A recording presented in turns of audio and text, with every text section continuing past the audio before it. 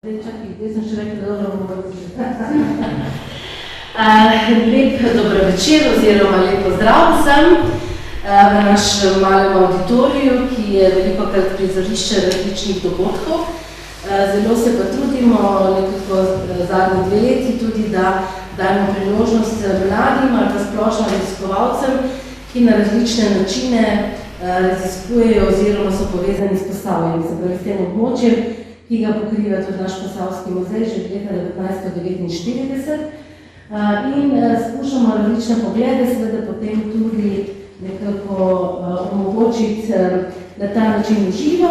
Imamo pa tudi našega sodelavca, Davorja Lipeja, tako da bo vedno potem dostopno tudi na spletu in lahko se kasneje še ljudje podučijo o temah, ki jih odpirajo naši sodelavci, ali so to domači, kot je naša nova sodelavka Maruša, ali pa recimo vabimo seveda tudi tiste, ki delajo drugje ali pa študirajo še kje drugje oziroma so kakorkoli povezani s Posavjem. Se pravi, ni nujno, da je tema popolnoma posavska, da mora se končati na mejah, ki jih imamo.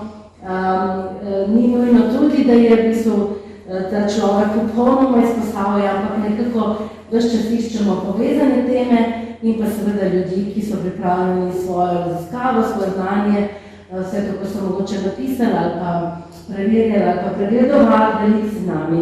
Tako da letos smo že imeli en tak dogodek, ne? Prvo, to se pravi Posavje v diplomskih raziskovalnih nalogah. To sicer ni čisto na Posavje, na robu, ampak je pa naša Maruša tudi z roba Posavja, tako da prav da povezuje od 1. letošnjega leta pa tudi naša sodelavka, tako da evo, je eno in drugo. In zdaj bom jaz kar dala tebi besedo, ker važno je, da poslušamo, kaj si delala, s čim si se ukvarjala in kako nam boš to tudi predstavila. Torej, Maruša Erpič, Vesela gora, pa še v Rupertu na Dolenjskem, pa seveda deklica pa iz Posavja, ne? Tako da, prosim. Hvala. No, jaz vam bom pa danes predstavila mojo diplomsko nalogo. Z naslovom Vesela gora, pa še v Rupertu na Dolenjskem. Te naslov je zelo odprt in splošen, ampak jaz sem se po svoji diplomski nalogi ukvarjala v glavnem z arhitekturnim delom te cerkve. Predvsem s tipologijo in izvorom, odkje so črpali navdih za tako arhitekturo v tem okolju, ki ni preveč značilna. Za to nalogo sem v bistvu se lotila tako, da sem prevedvala že obstoječo literaturo, vse možne raziskave in omembe te cerkve, pa tudi delo na terenu, preučevanju vseh možnih detajlov, ki morda govorijo o tem, kdo je to cerkev naredil, kdo je sodeloval pri nastanku te cerkve. In zdaj, ko smo šli čez to,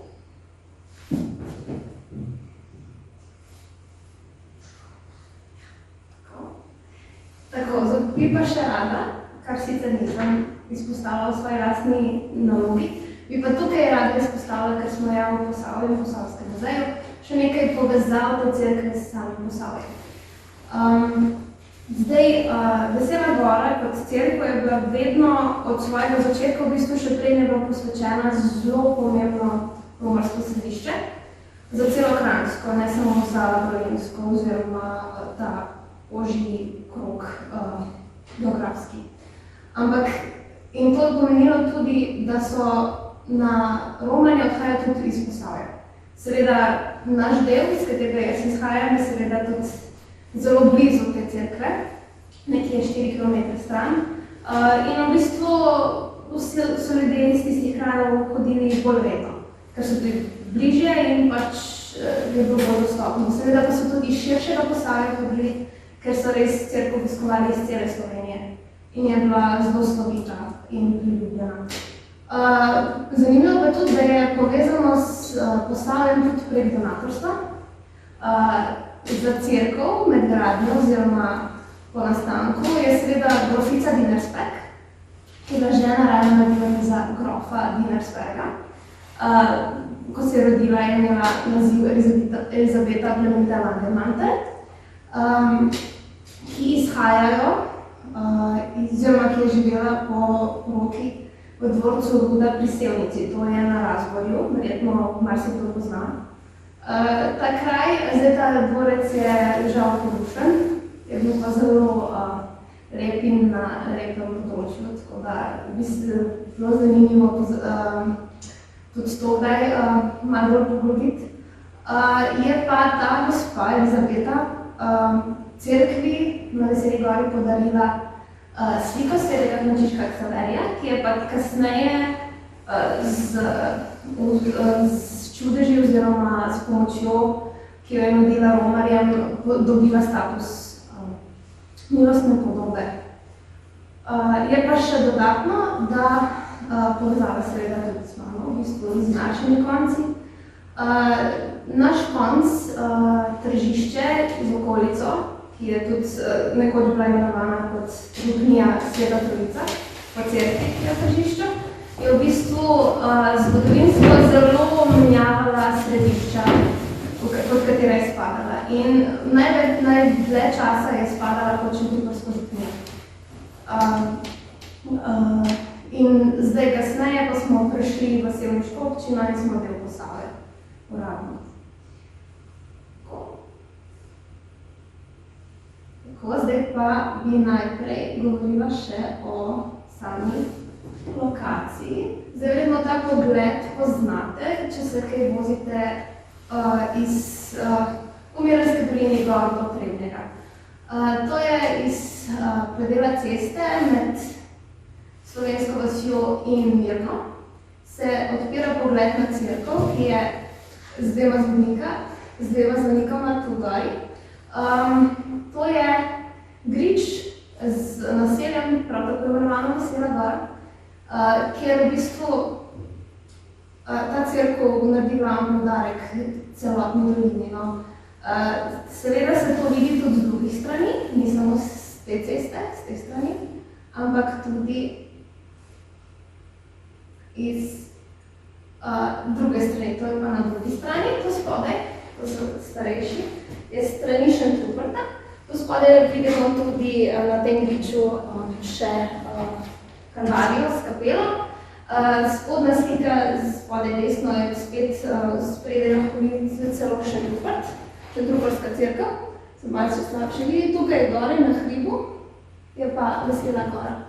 Zdaj sama zgodna slika pa prikazuje še pogled v samem kraju Vesela gora na cerkev, kjer v bistvu prideš po cesti gor, ki cesta gre po grebenu tega malo daljšega griča in prideš gor in v bistvu te takoj pozdravi sama fasada z tega dvoma zvonikoma.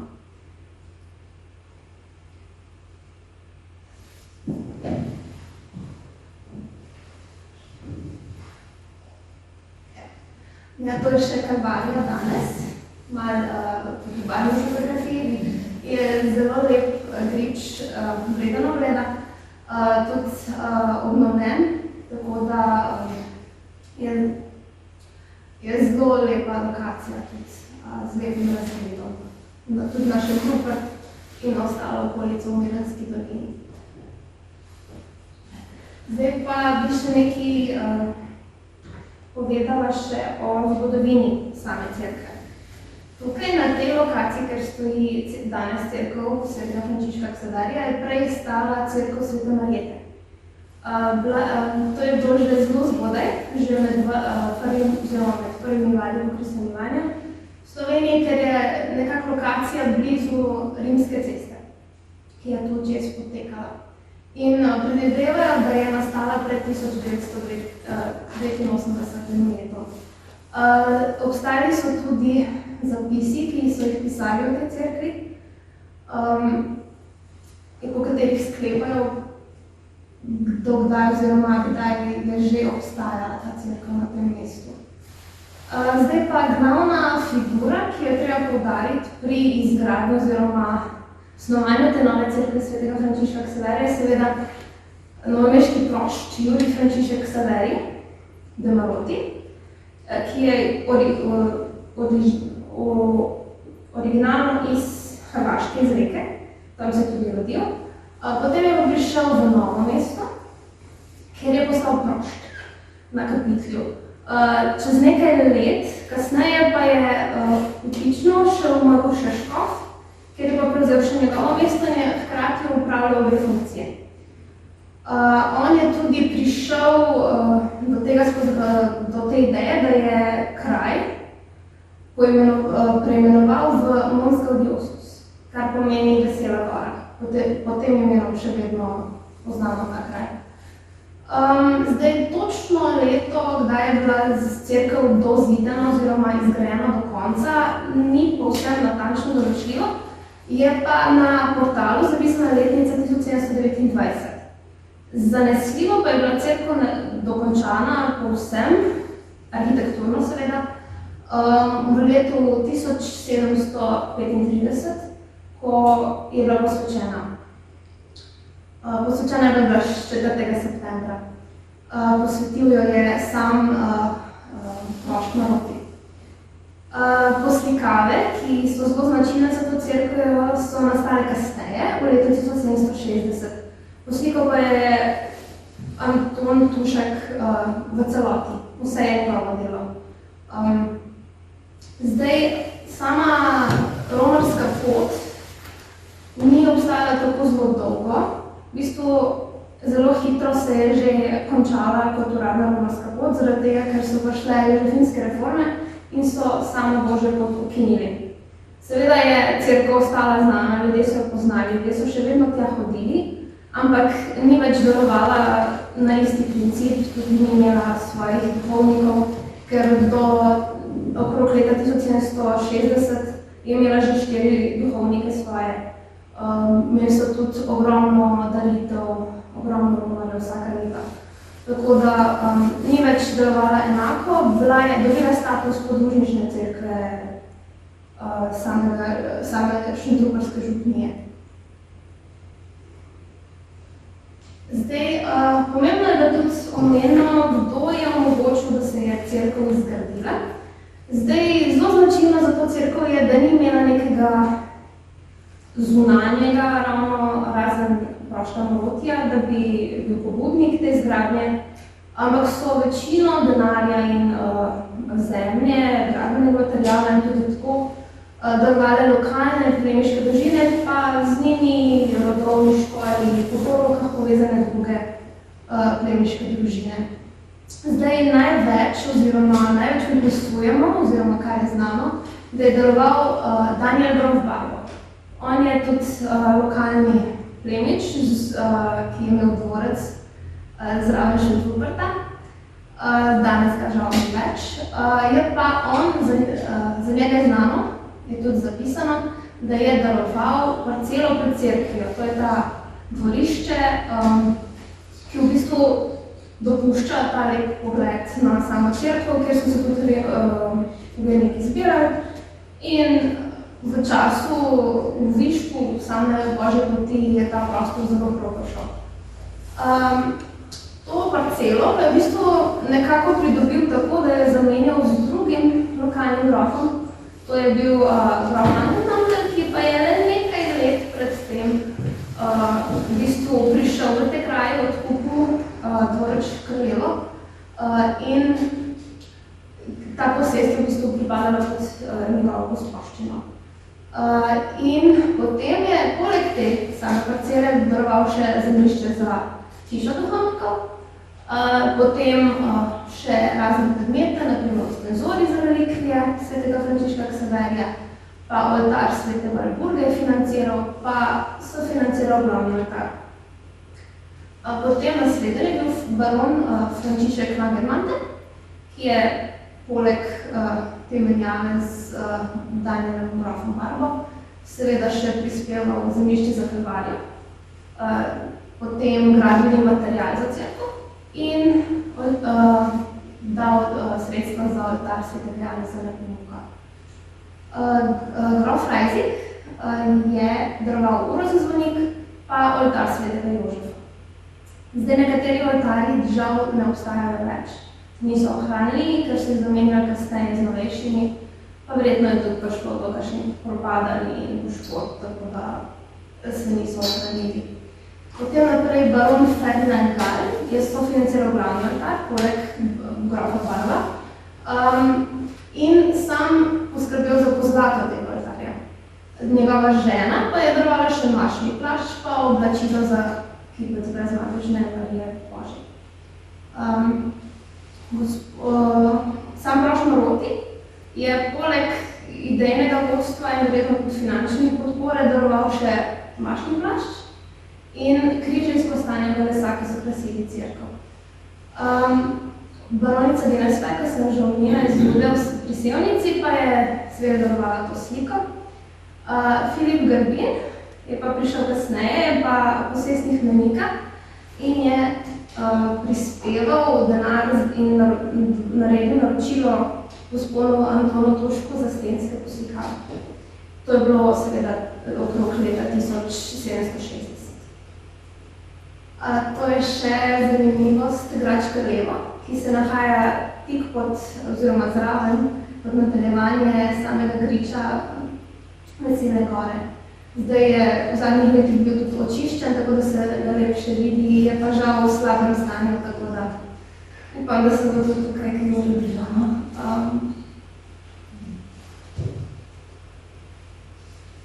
Zdaj, tukaj pri tej zgodovini se odpira vprašanje, ali je gospod Brož Maroti v bistvu to novo Božjo pot odpiral zaradi tega, ker je hotel se posvetiti svojemu, oziroma jo posvetiti svojemu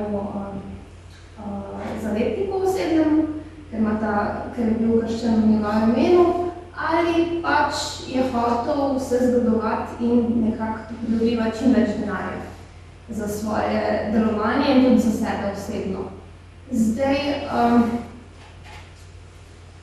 on je imel precej slab sloves v svojem času. Predvsem je ljudem v kapitlu na Novem mestu hodilo nos, da se je brigal predvsem za denarne vzgibe,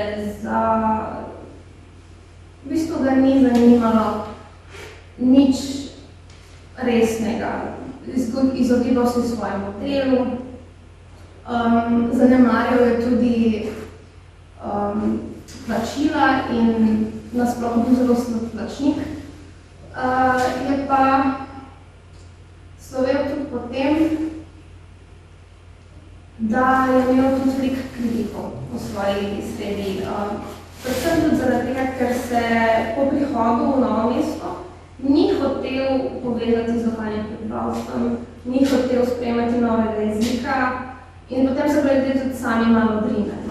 Zdaj, večina mnen oziroma zapisanih podatkov o njem izvemo iz dizertacije Karla Boština Sebastiana barona Rosensteina, ki je v bistvu nekako zbral vse te kritike v tem okolju glede na njegov račun, predvsem o tem, kako je slab plačnik, kako ne skrbi za cerkev. Hkrati pa vemo, da je v bistvu tudi bil zelo aktiven naročnik. Naročil je 6 slik, 6 oltarjev v sami kapiteljski cerkvi in tudi delal na tem, da se v bistvu opremljala, ampak tega on niti ne izpostavlja oziroma ne omenja. Bolj se posveča samemu njegovemu slabim lastnostim, kako je v bistvu slabo skrbi za finance in tako naprej. Je pa zanimivo, da je nekaj let oziroma kakšne desetletja predtem nastala oziroma se vzpostavila romarska pot v stražah pri Radmirju na Štajerskem. Ta je pa bila tako uspešna in tako slavna, da so k njej bogata darila dajali tudi sami Habsburžani. In ljudje predvidevajo oziroma predvideva se, da je on vzpostavil to Božjo pot na Veseli gori istemu svetniku kot na Radmirju, torej svetemu Frančišku Ksaverju, z namenom, da bi čim več zaslužil. In tukaj, da bi tudi on prejemal čim več darov in da bi s tem izboljšal samo finančno stanje tako območja kot same cerkve. To zna biti še kar vprašanje, ampak glede na sočasna pričevanja o Marotiju je to v bistvu tudi možno. Je pa značilno za veselo goro to, da je že preden je bila povsem dograjena, že preden so jo sploh posvetili, oziroma preden so sploh uradno spostavili samo Božjo pot, že bila masovno obiskana. In so že takrat v bistvu pridobivali na slovesu, že dobivali zveste romani, ki so redno hodili. In potem se je po sami posvetitvi, po tej slovesnosti o posvetitvi, ki je trajala 7 dni, ves čas in je z ogromno dogodki in ogromno ljudmi v bistvu samo še pridobivala na slovesu in na popularnosti. Tako da je v bistvu to šlo za res uspešno Božjo pot. Zdaj pa še v ta del, ki je bolj umetnostno-zgodovinski, pa se posveča sami arhitekturi. Zdaj tukaj na desni vidimo sam vzorec naše veselove gorske cerkve. Arhitekt ni znan. To je zdaj glavni problem celotne interpretacije o vzorih in zgledih za ta tip arhitekture. Je pa zelo zanimiva arhitektura in zelo neznačilna za naše območje. Verjetno si tudi sami predstavljate, da ni veliko takih zgradb, oziroma ni nobene druge take cerkvene stavbe, ki bi v bistvu lahko enačil s to po obliki. Je pa eden izmed prvih zgledov oziroma podobnosti pa prav cerkev svetega Petra na Dunaju, ki jo bom pokazala tudi in predstavila kasneje, ki jo je zgradil Hildebrandt. Zdaj lahko vam predstavim sam Florin, da si boste lažje predstavljala tudi kasneje, ko bom govorila o florisih drugih zgrad, iz katerih bom predstavljala. Zdaj najbolj zanimivo oziroma najbolj impozantno na celotnem florisu sta te dva stolpa. Zato, ker je bilo vedno značilno za dvostolpena pločerja cerkev, to je seveda vhod borčerje, to, da se bila stolpa postavljena pravokotno. In tu pa se srečamo s tem, da sta stolpa zamaknjena na razne. In to je zelo zanimiva in precej redka postavitev stolpov v cerkvi.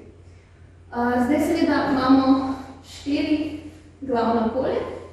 Največji osrednji volumen je ladijski del.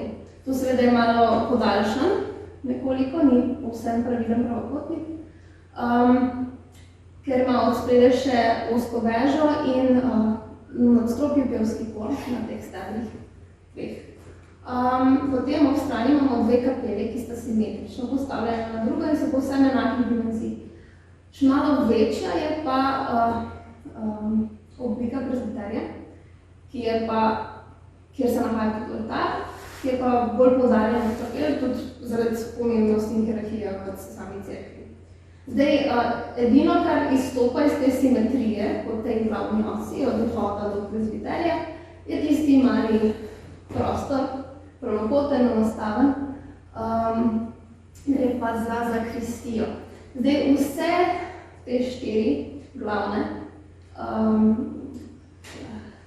deli, glavni prostori cerkve, so narejeni v obliki kvadrata s prirezanimi vogali. Očitno. Vse gre za iste volume, oziroma za iste oblike, samo v različnih velikostih. Edino, kar ni kvadrat s prirezanimi vogali, sta zvonika, ki sta ostro narejena. Zdaj, vse 4 kapele, ladja in prezbiterij so tudi obokani s kupolami. Samo osrednja ima še svetlobnica, kjer prihaja svetloba skozi kupolo v sam prostor. Ostale imajo zaprte kupole in svetloba prihaja samo od strani skozi okna. Zdaj pa, če gremo še naprej. To je pa sam izgled cerkve od zunaj. Tu je ta dvorišče, o katerem sem prej govorila, spredaj pred cerkvijo. In tako je prva stvar, ki jo opažam na tej cerkvi, sta dva ogromna zvonika glede na cerkev.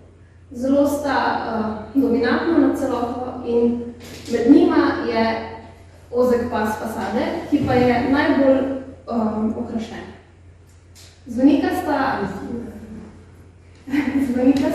zelo masivno grajena, tudi stene so zelo debele, sta pa zelo skromno okrašena.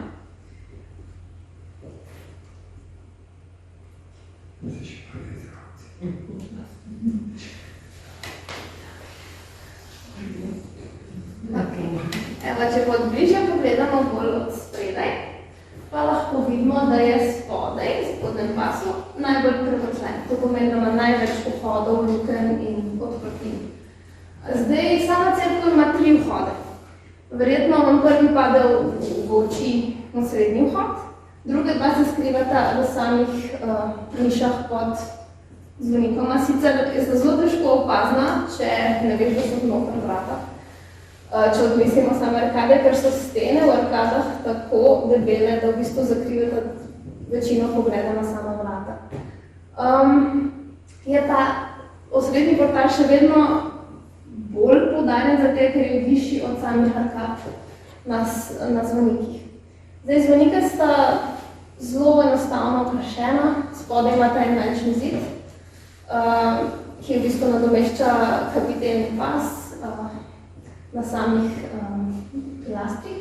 Potem zgoraj je ravna stena, 3 linije niš, vmes je še venčni zidec in na vrhu so 4 okna z okrožnim zaključkom na vseh 4 straneh zvonika, prav tako na tej strani. Na tej strani vidimo še uro zgoraj, na mest line. Sama streha pa je bila po požaru okrog leta 1780 v bistvu zamenjena. Prej so bile strehe bolj baročno izdelane v slogu čebulastih streh.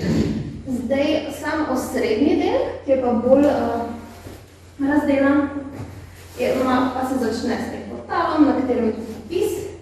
Potem v nadstropju je okno, pravokotno z rahlim uskočenim delom na vrhu. Na vsaki strani je niša s okrožnim zaključkom, v kateri je vsaki razbarven kip iz lesa svetega Petra in svetega Pavla. Potem je venčni zidec, ki zanimivo poteka skozi celotno fasado, okrog in okrog zvonikov in po sredini. Nad njim je četverolist z slikarsko podobitvijo svetega Frančiška med Indijci. In to je v bistvu že začetek tega kulisastega dela fasade, ki v bistvu stoji kot stena in zakriva kupolo, ki se nahaja zadaj. Potem se dvignemo naprej na še en venčni zidec, ki ločuje še polkrožni zaključek od samega zaključka fasade. In v tem zaključku je še lesen kip Kristusa, ki blagoslavlja. Samo fasado v bistvu ni pa del fasade, vizualno dopolnjuje še svetlobnica, ki je na vrhu. V bistvu, če gledaš povsem od spredaj naravnost, pravokotno, v bistvu zgleda, da je še dodatni del fasade, ker je v istih barvah.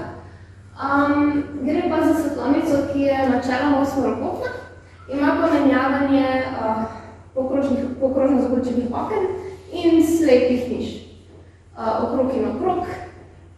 In čez okno v bistvu tudi pada svetloba v notranjost v ladjo.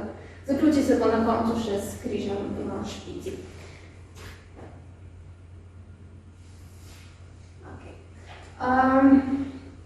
Zdaj, to je še pogled iz same ceste, ki gre mimo cerkve.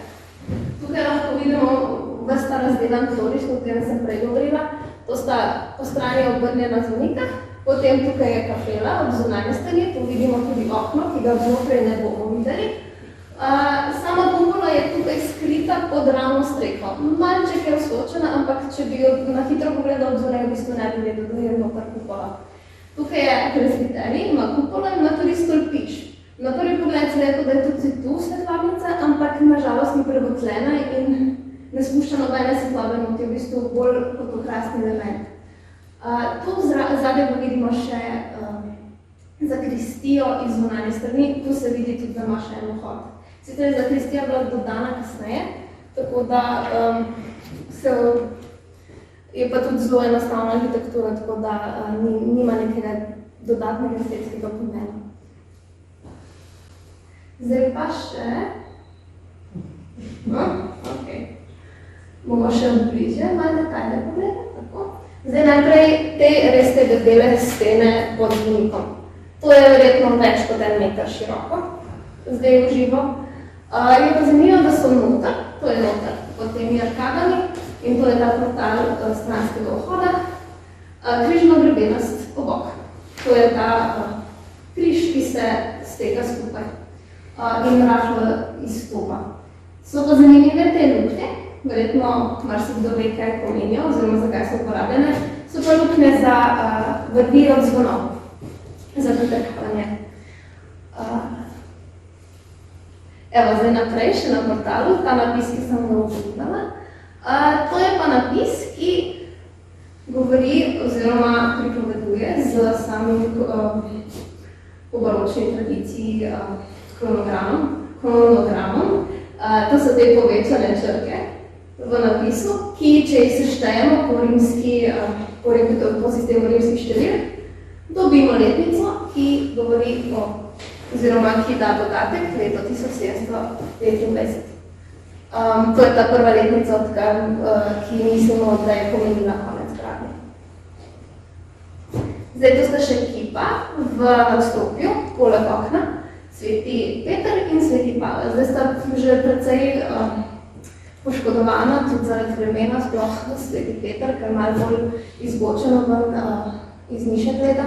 Se pa še vidijo lepo in ostanki pozlate, polikromacije in v bistvu kar kvalitetna razpasta delamo.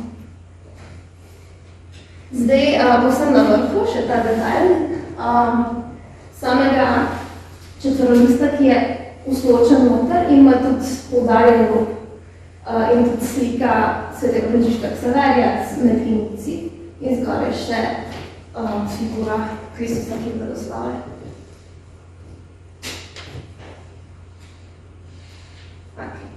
Zdaj pa tole še ta zakristija, zelo enostaven prostor, enostaven tudi vhod in portal. Zdaj, to je zakristija s pogledom v prezbiterija, kot se odpira v samo cerkev. Zdaj, samo obokanje v tem prostoru je enostavno križno grebenasto. Tako da ni nekih posebnih form, ki bi jih lahko kaj bolj razčlenjevali. Zdaj pa sama notranjost. To je pa zdaj zelo okrašena in zelo polna raznih stvari, tudi verjetno zaradi tega, ker je Božja pot in so ljudje marsikaj darovali in so lahko marsikaj nakupili. Tudi darovi so bili tudi v naravi in so tudi prinašali slike, predmete in vse sorte, sploh plemstvo, ki je bilo pač več denarja. Zdaj, to je pogled iz samega vhoda proti prezbiterju. Zadeva je znotraj videti zelo majhno. Zato zgleda, kot da smo že v bistvu na koncu radija, ampak smo v bistvu na začetku. Zdaj vidi se, da je tukaj med prezbiterijem in med ladijskim delom v bistvu stena, ki je odprta z robom. Ta stena v bistvu tukaj malce širše odprta kot na kapirah, kar boste videli tudi kasneje. Ima pa zgoraj venčni zidec, tako kot zunaj.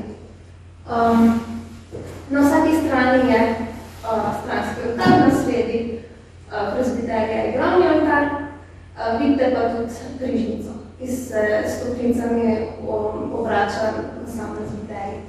Ob straneh oltarjev pa so tudi slike. Zdaj tu je oltar Svete Aneja.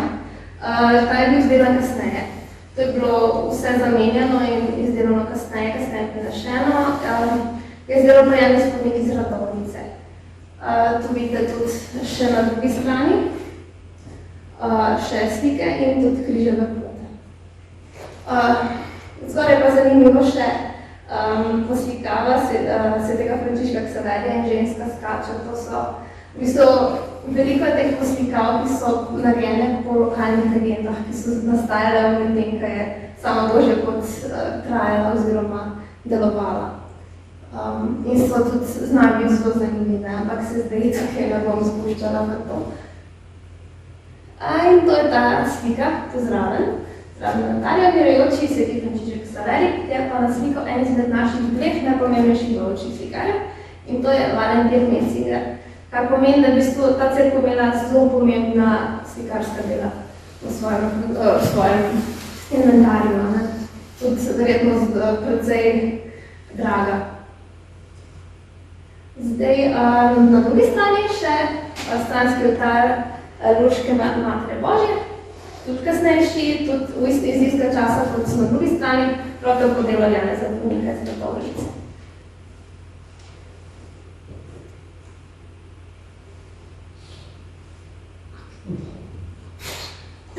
Tako, zdaj pa še, če se obrnemo navzgor, je pa to strop glavne oziroma ladijskega dela.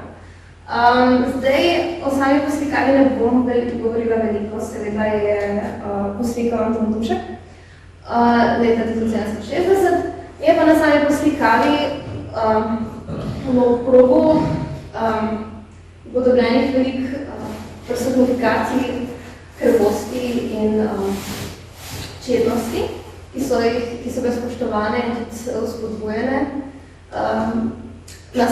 Osrednji motiv pa je, če zgoraj pogledate, sicer tukaj imamo obrnjeno, je Kristus ob rumenem delu, Kristus s križem, zraven je Bog Oče, na sredi v sami svetlobnici pa še grob, torej je osrednji motiv Sveta Trojica.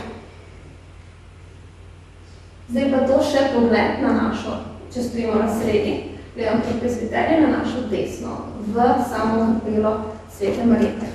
Zdaj tukaj lahko vidimo, da je stena oziroma preotlenost, primerjavi s samo preotlenostjo oziroma odprtnim prostorom proti presbiterjem veliko ožje.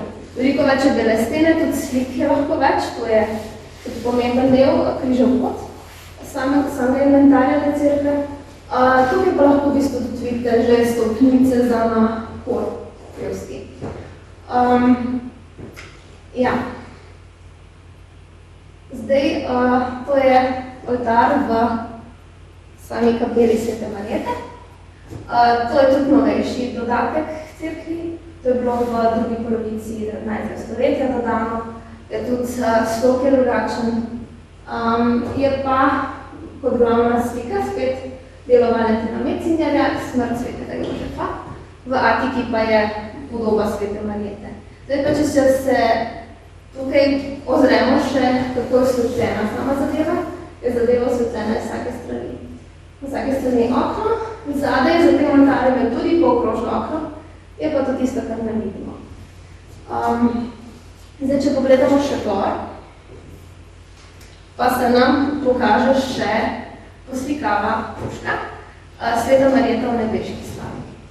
Je pa zanimivo, da so vse kupole ločene od pendentilov, to so teh vodnih delov v probovih, z venčnim zidcem, ki v bistvu nekako zakrita tudi del poslikave in tudi omejuje svetlobo, da bi pa šla v samo prekrov. Tudi v bistvu pripomore k tem, da je v bistvu vse dovolj dosti temačno v teh kupolah, da ni dosti osvetljeno in se tudi včasih glede na vreme slabše vidi. Zdaj pa še na drugi strani, paralelno temu, kapela Svetega Janeza Nepomuka in spet je več ostenja, manjša odprtina v samo kapelo. Oltar je spet novejši, sočasno z oltarjem v kapeli Svete Marjete. Arhitekturno je enak, kapela je enaka, prav tako ima kupolo. To je sam oltar, v kateri je spet pomembna slika, še ta drugega pomembnega slovenskega baročnega slikarja, to je Fortunata Briganta, Smrt svetega Janeza Nepomuka. Zgoraj pa je še podoba Angela Varuha. Zdaj pa, če se obrnemo še v kupolo, je pa prizor svetega Janeza Nepomuka v nebeški slavi. To se malo bolj šli, da se zaradi svetlobnih razmer lahko tudi malo slabše vidijo zadevljeno.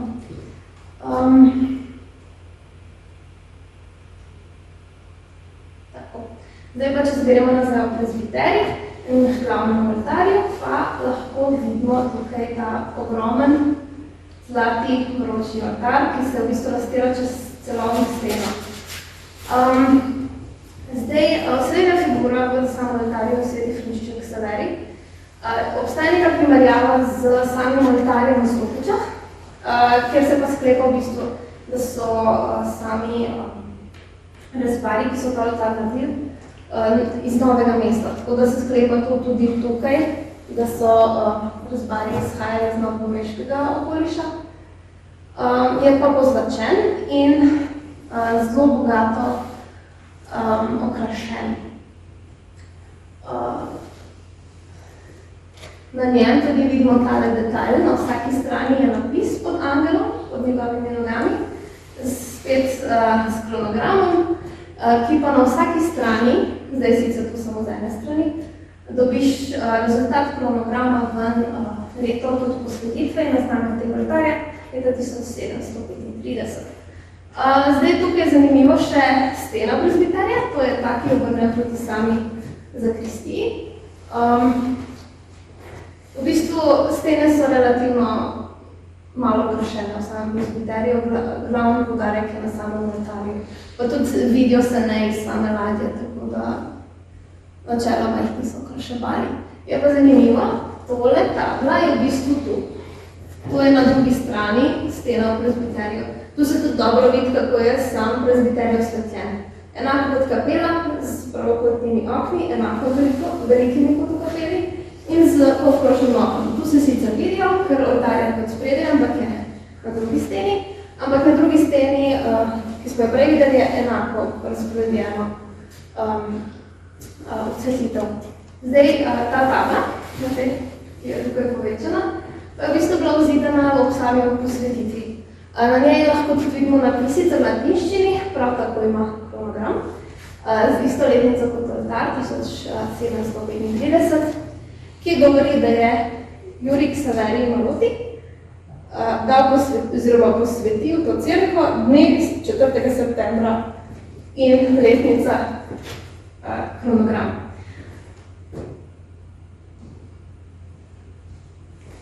Tako. Zdaj pa, če se vzmemo še gor, v prezbiteriju na strop, tukaj je veliko boljša osvetljena, ker je tudi širša in tudi svetloba lažje gor dostopa, tudi več oken je. Je pa glavni motiv Sveti Frančišek Ksaverij. V slavi pa obkrožajo ga vera, upanje in ljubezen. Ob strani pa lahko vidimo tudi 4 celine. Tukaj je pa tudi zanimivo spodaj upodobitev Marije Terezije, cesarice, ki predstavlja Evropo. To je pa še pogled iz samega prezbiterja proti vhodu. To vidite tudi pevski kor, pendentive, na katerih je glavna kupola, pa tudi delček te križnice, ki je na steni, ki ločuje ladjo od prezbiterja.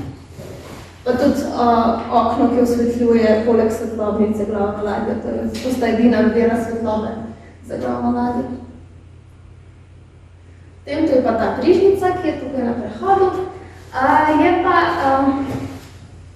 v bistvu edina, ki je v bistvu datirana brez kronograma, ampak direktno z letnico 1744. Zanimivo, da so ob restauraciji leta 1911 dodali še to letnico. Je pa zelo lepo ohranjena in tudi zelo lep izdelek oltarski.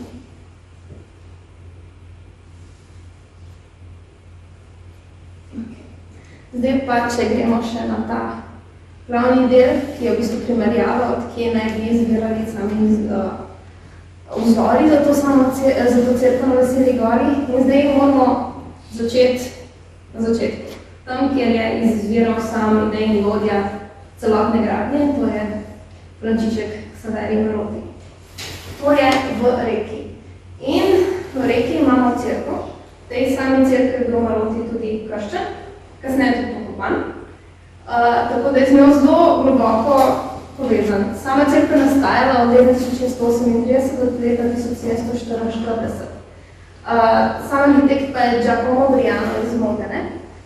Gre pa za cerkev, ki verjetno, tole je naša cerkev, če jo primerjate s to, precej drugačna. Tudi od zunaj izgleda povsem drugačna. Izgleda v bistvu kot nekakšen tempelj. Zdaj, povezave, ki jo lahko s tem, z našo cerkvijo naredimo, je v bistvu centralni tloris. Tukaj je centralno orientiran, tukaj je centralno orientiran. Enako je stranske kapele. Tukaj ima sicer 16 kapel, je pa zanimivo pri tem, da so kapele med seboj povezane in lahko pred njimi prehajaš, ne rabiš hoditi nazaj v ladjo. Je pa velika razlika v tem, da so tukaj volumni samostojni in izstopajo ven iz samega arhitekturnega okvirja. Tukaj pa je vse zaokroženo noter v skoraj oziroma nepravilni 16-potnik. Tudi vhod v samo cerkev in prezbiterij sta v bistvu samo povečane verziji samih kapel. Je pa v pročelju v bistvu edina podobnost samo svetlobnica in trikotni zaključek samega portala. Če gremo naprej, pa na ta glavni vzor, na katerega vsi mislimo, da je od tu v bistvu izhajala ta inspiracija za pročelje predvsem, je pa cerkev Svetega Petra na Dunaju, ki je bila grajena leta 1702 do 1722. Če pomislite, da je bila grajena cerkev na Veseli gori, je v bistvu to zelo podoben čas. Malo prej, ravno toliko, da je bilo aktualno, sočasno, tako da v bistvu to kar povezuje v bistvu z našo cerkvijo. Je pa, če gremo najprej na tloris, podobnosti na tlorisu bolj manj. Jih je pa seveda več kot na Reško spomenico. Tu seveda vidimo spet centralni tloris, seveda elipsasti tlorisi pri nas takrat še niso bili. V navadi so prišli k nam kasneje, tako da to odmislimo.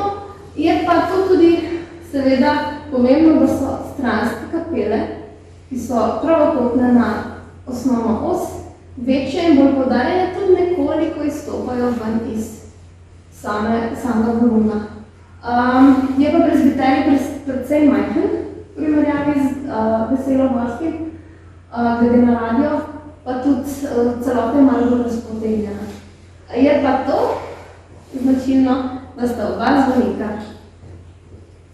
obrnjena navzven, nista pravokotna na samo pročelje. To je glavna podobnost našo cerkvijo. Zdaj, to je to bolj vidno, je pa ena velika razlika z Veselo goro. In to je to, da sta oba zvonika manjša, tanjša, manj impozantna kot na Veseli gori. V bistvu je pročelje veliko bolj dominantno na celoto kot pa zvonika. Dodatna podobnost na fasadi je pa to, da je se portal zaključil trikotno. V nadstropju je okno z rahlo usločeno vršno stranico, pa tudi element niš s kipi se ponavlja večkrat tukaj sicer. Pri nas je seveda na osnovni fasadi, tukaj pa je na samih zvonikih. Prav tako okna v najvišjem nadstropju zvonikov in tudi te venčni zidci, ki potekajo čez celotno fasado, vključno s samimi zvoniki. So zelo podobni kot na Veseli gori. Zdaj za naše okolje je seveda moramo najprej omeniti najbolj slavno slovensko centralno sakralno arhitekturo, to je Nova Štifta pri Ribnici. Zdaj, Tukaj lahko spet vidimo, ni nekih velikih podobnosti z našo cerkvijo. Cerkev je nastala v 17. stoletju, tako da je v bistvu to že precej prej kot naša sama cerkev. Je pa večina slovenskih centralnih zgradb temelji oziroma se zgleduje po Novi Štifti.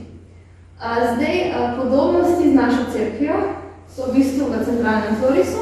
Tukaj so kapele vključene v samo vod in ne izstopajo ven.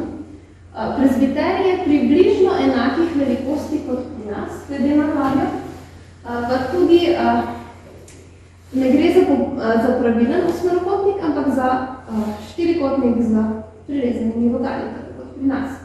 Gre pa tu razlika, da tu zvonikov ni na fasadi, ampak je pozadaj. En sam.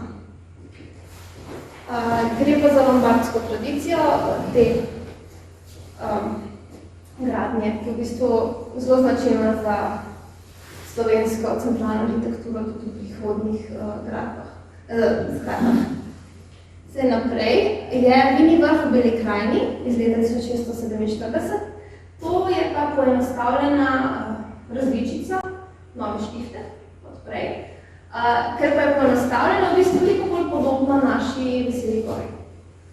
Ladja tu ni pravilni osmerokotnik, ampak je kvadrat s porezanimi vogali, kar je bolj podobno naše.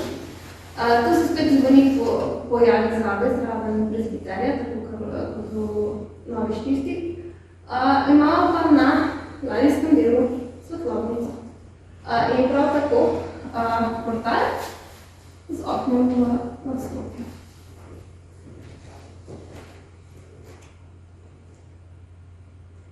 Tako. Zdaj malo drugačen primer, kot smo ga bili do zdaj navajeni. Ne gre za centralno zgradbo, v osnovi je longitudinalna, to pomeni, da ima obliko latinskega križa. Ker pa ima zraven dodano te velike kapele, ima ladjo precej kratko, poleg tega je tu vizualno znotraj skrajšana z samim pevskim gorom. Deluje, kot da je v obliki grškega križa. Zdaj, to je edina cerkev v Ljubljani, ki v bistvu ima tak tloris oziroma izgled, tako zasnovo. Dokončana pa je bila leta 1672. Zdaj, tukaj podobnosti z Veselo goro so v bistvu te velike kapele, ki v bistvu predvsem na tej strani se vidi, tam zadaj je še dodana zakristija, izstopajo ven iz samega zvonuna.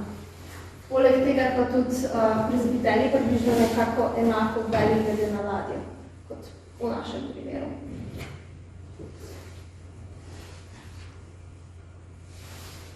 Tako, zdaj pa še Šmarna gora, ki je tudi že malo bližji sodobnik, v bistvu že skoraj Veseli gori. Zdaj pa spet videl, da se zgleduje po Novi Štifti, pravilni osmerokotnik, potem pa spet prezbiterije, kvadrat s porezanimi vogali od nas. Tu spet ni zvonikov, ker so bili zvoniki posebej, niso bili vključeni zraven.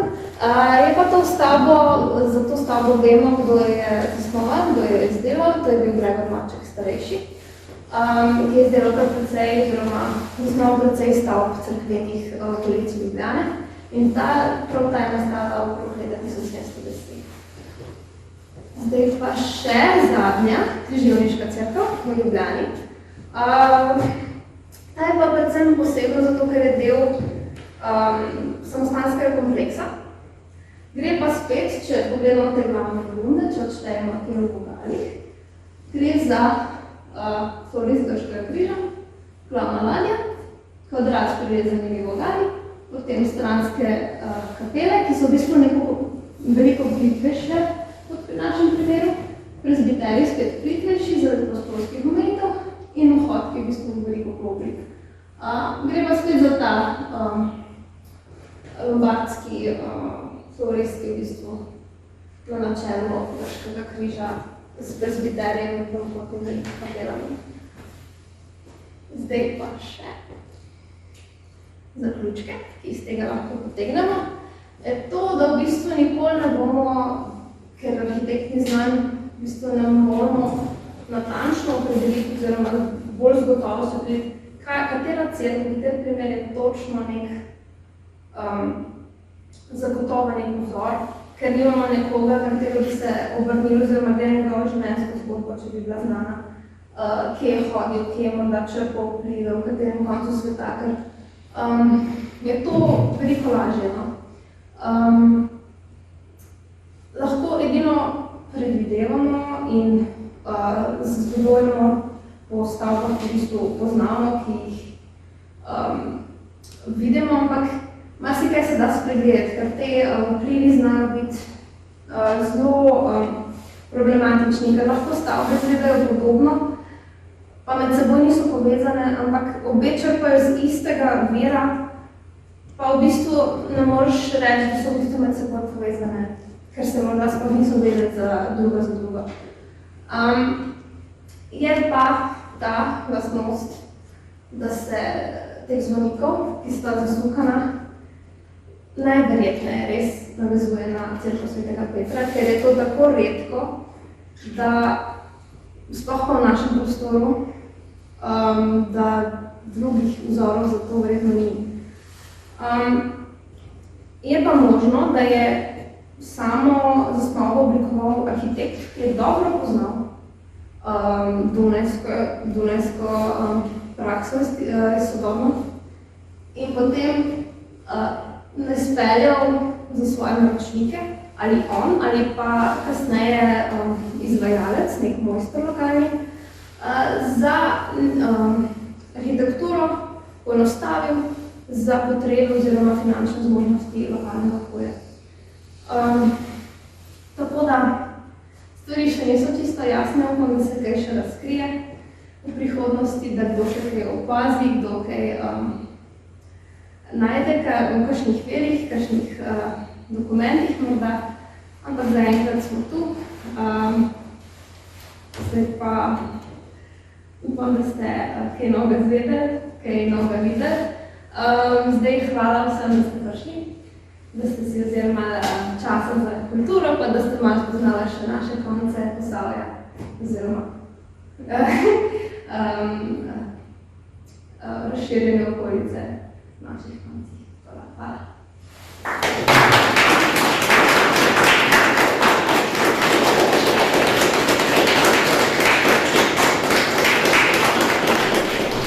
Dobro, najlepša hvala. Mi bomo narušili, čeprav je pri nas zaposlena, ampak vsak predavatelj dobi eno darilce, tako da čestitam, lepo je to bilo poslušati. Mogoče meni lažje, ker sem tudi umetnostna zgodovinarka, ker so to zelo specifične teme, ampak je odlično, da se jih lotevamo. So pa izjemno težke teme, to tudi, da je, se pravi, težko najti analogije in potem kaj pametnega narediti, ne? Kar se pa seveda zahteva pri diplomskih nalogah. Tako da čestitam in hvala, da si nam to predstavlja.